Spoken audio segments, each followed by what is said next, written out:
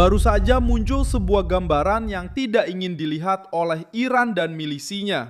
Hades Warthog kembali meraung di pusat krisis pada hari Selasa, 31 Maret 2026. Apa yang terlihat di Timur Tengah adalah eskalasi yang semakin terbuka, dengan Amerika Serikat menggunakan pesawat yang oleh banyak orang dianggap terlalu tua untuk perang modern. Tetapi sekarang kembali muncul sebagai alat langsung untuk menekan kelompok bersenjata yang terhubung dengan Teheran. Inti permasalahannya jelas, ketika Washington memutuskan untuk menghancurkan posisi milisi dan melindungi jalur minyak. Hades tidak lagi menjadi simbol masa lalu dan berubah menjadi senjata untuk menyampaikan pesan brutal di masa kini. Sebuah serangan yang datang dari langit, melewati Irak dan menghantam jantung perebutan di Selat Hormuz. Yang terjadi secara objektif adalah sebagai berikut. Amerika Serikat mengkonfirmasi pada 19 Maret adanya serangan terhadap milisi yang bersekutu dengan Iran di Irak. Jenderal Dan Kane mengatakan bahwa helikopter-helikopter telah menyerang kelompok-kelompok ini untuk menekan ancaman terhadap pasukan dan kepentingan Amerika. Beberapa hari kemudian, situasinya memburuk. Pada 23 Maret, pemboman terhadap struktur pasukan mobilisasi populer atau PMF di Anbar menewaskan sedikitnya 15 pejuang menurut Reuters. Dan pada 25 Maret terjadi insiden yang paling sensitif. Sebuah serangan menghantam pangkalan Rabania di barat Irak, menewaskan 7 tentara dan melukai 13 lainnya.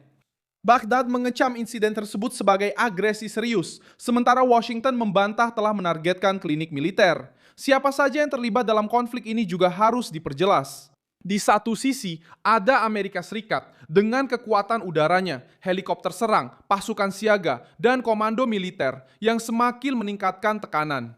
Di sisi lain, ada Iran dan jaringan sekutu regionalnya, terutama kelompok bersenjata di Irak, Lebanon, dan Yaman.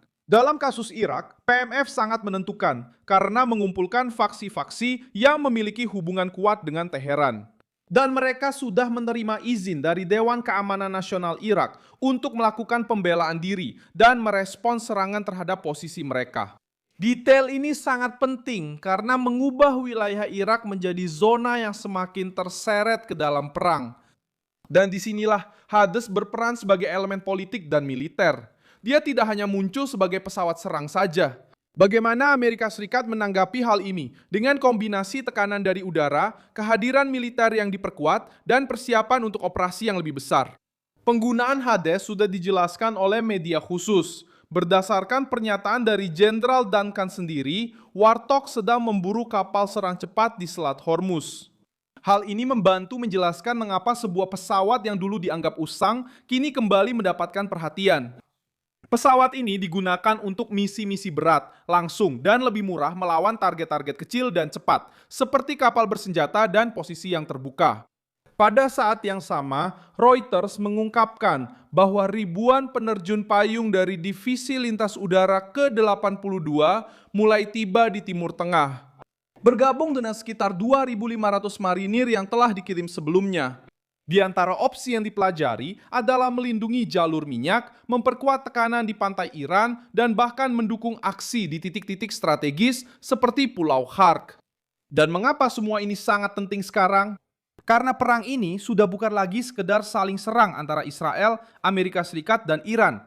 Jika Iran berhasil mencekik Selat Hormuz, mereka menekan pasar global dan memaksa banyak negara untuk memilih pihak. Jika Amerika Serikat berhasil mematahkan tekanan ini, mereka tidak hanya melemahkan Teheran, tetapi juga milisinya dan kemampuannya untuk menyebarkan ancaman di seluruh kawasan.